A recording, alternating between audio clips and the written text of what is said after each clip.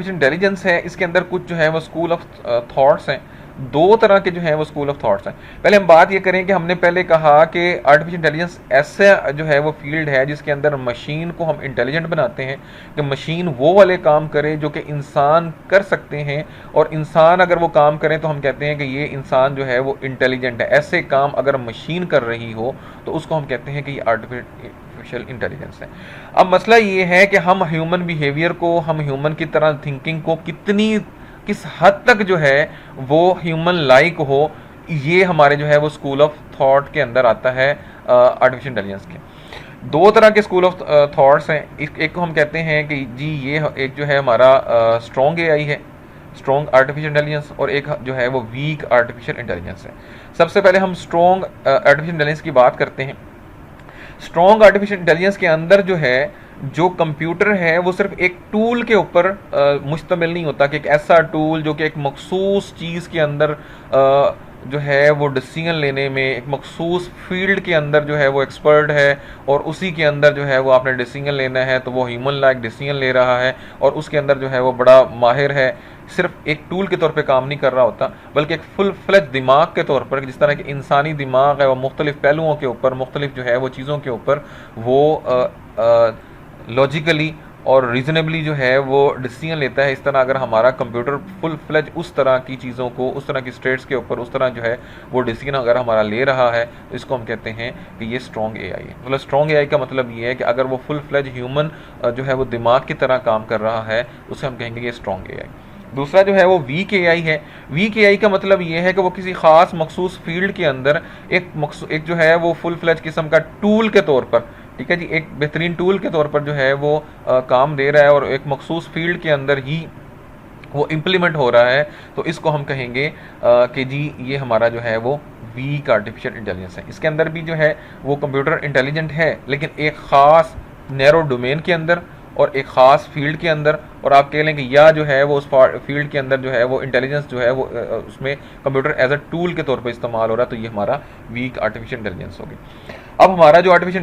Intelligence है इसके जो है वो क्या क्या मकासद हैं, अब हम उसकी बात करते हैं। ठीक है जी, उसके अंदर ये है कि हम जो है वो कंप्यूटर जो है वो कोई डिसीजन अगर ले रहा है तो क्यों ले रहा है, उसकी वजह क्या है। पैटर्न रिकग्निशन क्या है कि हम प्रीवियस डाटा की बुनियाद पर प्रेडिक्ट करें कि हमारा जो मशीन है उसका फ्यूचर अपना जो है वो रिजल्ट्स क्या होंगे। मिसाल के तौर पर जैसे कि जो है वो स्टॉक एक्सचेंज का मार्केट है, उसका एक ट्रेंड चल रहा है कि जी उसमें अप डाउन आ रही हैं with the passage of time. हम उनको आर्टिफिशियल इंटेलिजेंस के ज़रिए उसको स्टडी करवाएं और फ्यूचर प्रेडिक्ट करें कि अगले एक साल के अंदर उन्हीं प्रीवियस रिकॉर्ड्स के ऊपर जो है वो किस तरह का जो है वो बिहेवियर आएगा। या एक जो है हमारा एक स्टूडेंट है, स्टूडेंट की हमारे पास सीवी है, 6 सेमेस्टर उसके हो चुके हैं, तो हम उसके पास्ट जो है वो first semester, second, third, fourth जो है वो 6 सेमेस्टर जो सारे उसके रिजल्ट्स हैं उनकी बुनियाद पर हम देखें कि ये प्रोग्रामिंग में अच्छा था, ये जो है वो मैथमेटिकल कोर्सेज के अंदर अच्छा है, और उस बुनियाद पर हम प्रेडिक्ट करें कि अब इस सेमेस्टर में वो जो कोर्सेज पढ़ रहा है अगर वो मैथमेटिकल हैं और उसका पीछे मैथमेटिकल बैकग्राउंड अच्छा आ रहा है, तो हम एक्सपेक्ट कर सकते हैं कि इसका इस सेमेस्टर के अंदर जो ये जो कोर्स है इसके अंदर भी रिजल्ट अच्छा होगा। इसे हम कहते हैं कि ये पैटर्न रिकग्निशन है। ठीक है, और उससे हम जो है वो नई जो है वो इन्फॉर्मेशन निकाल रहे हैं कि अब जो ये कोर्स उसने नहीं पढ़ा, लेकिन हम उसी प्रीवियस पैटर्न की बुनियाद पे हम डिसाइड कर सकते हैं, हम फैसला कर सकते हैं कि ये इसमें भी अच्छा बिहेव करेगा, या प्रीवियस रिकॉर्ड उसका बुरा था तो अब इसमें भी ये बुरा ही जो है वो करेगा। अच्छा, इसके अंदर जो फोकस होता है प्रॉब्लम्स के ऊपर, वो जो है वो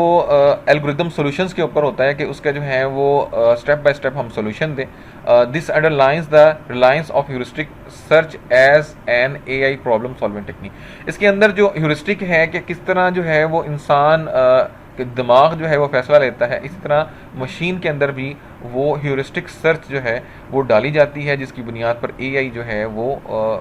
प्रॉब्लम को सॉल्व कर। ठीक है जी, अब अगर हमारे पास इसके अंदर ऑब्जेक्टिव ये भी है कि अगर हमारे पास जो है वो इन एग्जैक्ट सिचुएशन आ जाए या इन्फॉर्मेशन मिसिंग हो जाए, या हमारे पास जो इन्फॉर्मेशन है वो पूरली डिफाइंड है, मतलब प्रॉपर उसको डिफाइन नहीं किया गया, तो उस सूरत में हम जो है वो नॉलेज को किस तरह रिप्रेजेंट करेंगे, किस तरह जो है वो अपने प्रोग्राम को जो है वो इनेबल करेंगे, और किस तरह वो इस तरह के प्रोग्राम्स को जो है वो सॉल्व करेगा, ये भी इसका जो है वो ऑब्जेक्टिव है। उसके बाद जो है ये रीजनिंग है कि हम किस तरह जो है हमारे पास जो क्वालिटेटिव फीचर्स हैं किसी भी सिचुएशन के अंदर कौन कौन से जो क्वालिटेटिव फीचर्स उसके अंदर हैं जिसको हम एक्सट्रैक्ट कर सकें और उसके ऊपर जो है हम डिसीजन ले सकें, ये इसका ऑब्जेक्टिव है। फिर उसके बाद जो है जो सिमेंटिक मीनिंग्स हैं जो है वो लैंग्वेज के अंदर, ठीक है जी, और सिंथेटिक जो फॉर्म है उनको किस तरह हम जो है उनके अंदर जो इश्यूज़ होंगे कि मतलब अगर जो है वो एक सेंटेंस लिखा हुआ है वो सिंथेटिकली या जो है वो सिमेंटिकली रॉन्ग है, उसके अंदर कोई इशू आ गया, कोई प्रॉब्लम है, इनकम्प्लीट है, तो उसको हम किस तरह जो है वो टैकल करेंगे, ये भी ऑब्जेक्टिव हो गया एआई का। फिर उसके बाद जो है वो ऐसे आंसर्स हैं जहाँ पर हमें जो है वो एग्जैक्ट या एक्यूरेट किस्म का जो है वो आंसर नहीं प्रोवाइड किए गए, बल्कि हमें जो है वो बस सफिशेंट किस्म के मतलब जो बस सिर्फ काफ़ी हो इस तरह की अगर इंफॉर्मेशन जो है वो दी गई है, इस तरह के आंसर हमें प्रोवाइड किए गए हैं, तो उस सूरत में हम क्या करेंगे। ठीक है जी, इसके अंदर क्या होगा कि हम ह्यूरिस्टिक प्रॉब्लम जो सॉल्विंग टेक्निक है, किस तरह जो है हमारा जो दिमाग काम करता है उसको हम ह्यूरिस्टिक जो है वो अप्रोच कहते हैं, उन मेथड्स के ऊपर जो है वो ऐसी सूरत हाल को टैकल करेंगे कि जहां हमारे पास जो है वो एग्जैक्ट किस्म के या ऑप्टिमल किस्म के हमारे पास रिजल्ट्स नहीं हैं, या मतलब इन्फॉर्मेशन नहीं है, या उस इन्फॉर्मेशन तक पहुँचना थोड़ा सा एक्सपेंसिव है, तो वहाँ पर जो है वो सफिशेंट, मतलब मिसाल के तौर पर कहीं जो है वो हमारे इलाके के अंदर एक बहुत अच्छे जो हैं वो सर्जन हैं, आई स्पेशलिस्ट हैं, लेकिन उनके पास प्रॉब्लम ये है कि वो उनके पास टाइम ही नहीं है। अगर हमने उनसे जो है अपना मसला डिस्कस करना है तो we have to wait for 2 और 3 मंथ्स। तो उससे बेहतर ये है कि हम फिर जो अवेलेबल डॉक्टर है जो उससे कम है, जिससे हमारा गुजारा हो सके, तो फिर हम ऐसे डॉक्टर के पास चले जाते हैं। तो ये इसका जो है वो मिसाल हो गई। ऐसी सूरत हाल जिसमें हमारे पास बहुत ज़्यादा इंफॉर्मेशन हो किसी भी एक मखसूस डोमेन के अंदर, किसी ख़ास जो है वो शोबे के अंदर, और उस ऐसे प्रॉब्लम्स को हमने सॉल्व करना हो जहाँ पे हमें एक्सपर्ट जो है वो चाहिए हो, एक्सपर्ट सिस्टम हमें बनाना हो, तो वहाँ पर भी जो है ये यूज़ होता है। फिर उसके बाद ये है कि हमारे पास जो है use of Meta level knowledge. Meta knowledge जो है वो क्या होता है कि नॉलेज अबाउट नॉलेज, ठीक है जी, किसी चीज़ का जो प्रायर इल्म है, जैसे यूनिवर्सिटी ऑफ जंग है, तो इसके मुतालिक पहले से मौजूद जो है वो जो इंफॉर्मेशन है उसकी कि जी यूनिवर्सिटी कहाँ पे है, कितने उसके अंदर डिपार्टमेंट्स हैं, किस जगह लोकेट है, किस शहर के अंदर है, HEC से रिकगनाइज है नहीं है, ये जो सारी इंफॉर्मेशन है इसे हम जो है वो मेटा जो है वो डाटा कहते हैं। ठीक है जी, तो इसके अंदर क्या होता है कि हम किसी प्रॉब्लम को की स्ट्रेटजीज़ को कंट्रोल करने के लिए हमें जो है हम जो मेटा लेवल नॉलेज है उसको हम यूज़ करते हैं। ठीक है, और उसके बाद क्या है कि ये थोड़ा सा जो डिफ़िकल्ट किस्म के प्रॉब्लम्स होते हैं उनको एड्रेस करना इसमें जो है वो आसान होता है, और इसके अंदर जो है ये एक जो है वो इमर्जिंग किस्म का एक जो है वो नया जो है वो एसेंशियल रिसर्च एरिया है कंप्यूटर साइंस का। ठीक है जी, अब इसके जो है वो कुछ आर्टिफिशियल इंटेलिजेंस की हम बेनिफिट्स की बात करते हैं, कुछ एडवांटेजेस की बात करते हैं। तो उसमें जो है वो कुछ ये हैं कि जी ये एक बहुत इससे कंप्यूटर जो है वो बहुत पावरफुल बन जाता है, और जो है वो यूज़फुल बन जाता है। पावरफुल इस सेंस के अंदर कि अब कंप्यूटर सिर्फ जो है वो एक सीक्वेंस ऑफ स्टेप्स पूरी करने वाली मशीन नहीं है, बल्कि उसके अंदर अपना दिमाग भी है, और अब खुद जो है वो डिसीजन भी ले रही है, पास्ट एक्सपीरियंस भी ले रही है। तो अब ये पावरफुल टूल कंप्यूटर जो है वो बन गया।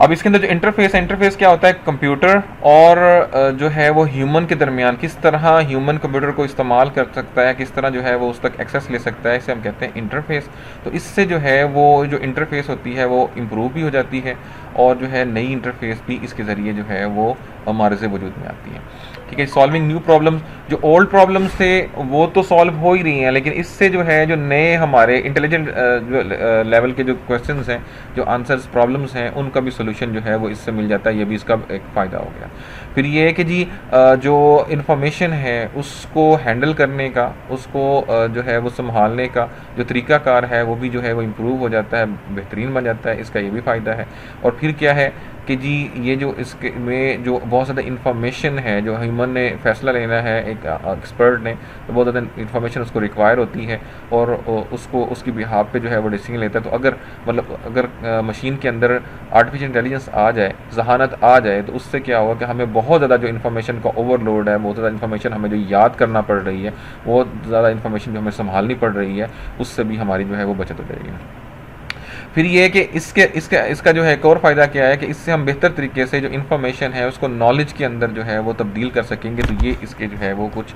एडवांटेज होंगे। अब हर चीज़ के जहाँ जो है वो फ़ायदे होते हैं वहाँ पे उसके नुकसानात भी होते हैं। तो अब जो आर्टिफिशियल इंटेलिजेंस है इसके क्या क्या नुकसान हैं इसकी भी हम बात कर लेते हैं। इसका नुकसान ये है कि इसके अंदर जो है वो हमें आर्टिफिशियल इंटेलिजेंस के लिए ज़ाहिरी बात है कि हमें जो है जो हार्डवेयर है वो भी इम्प्रूव करना पड़ेगा, उसको भी जो है वो बेहतर क्वालिटी का लेना पड़ेगा। हार्डवेयर की जब क्वालिटी जो है वो इम्प्रूव हो जाएगी तो डेफिनेटली उसकी कॉस्ट भी इंक्रीज़ हो जाएगी। तो इस आर्टिफिशियल इंटेलिजेंस के आने से हमारे जो सिस्टम्स हैं वो अब हमें एक्सपेंसिव जो हैं वो यूज़ करने पड़ेंगे। फिर ये है कि उसके अंदर जो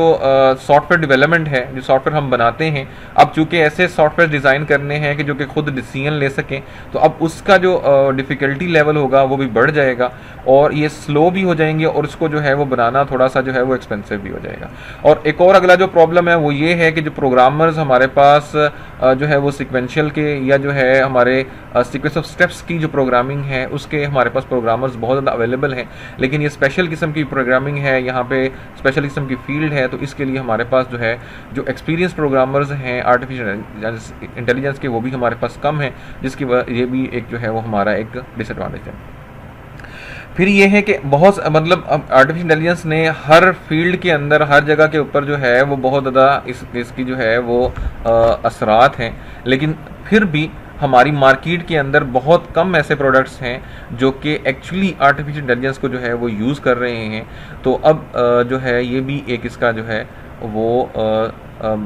डिसएडवांटेज है कि अभी तक बहुत कम जो प्रोडक्ट्स हैं जो मार्केट के अंदर आए हैं वो आर्टिफिशियल इंटेलिजेंस बेस हैं।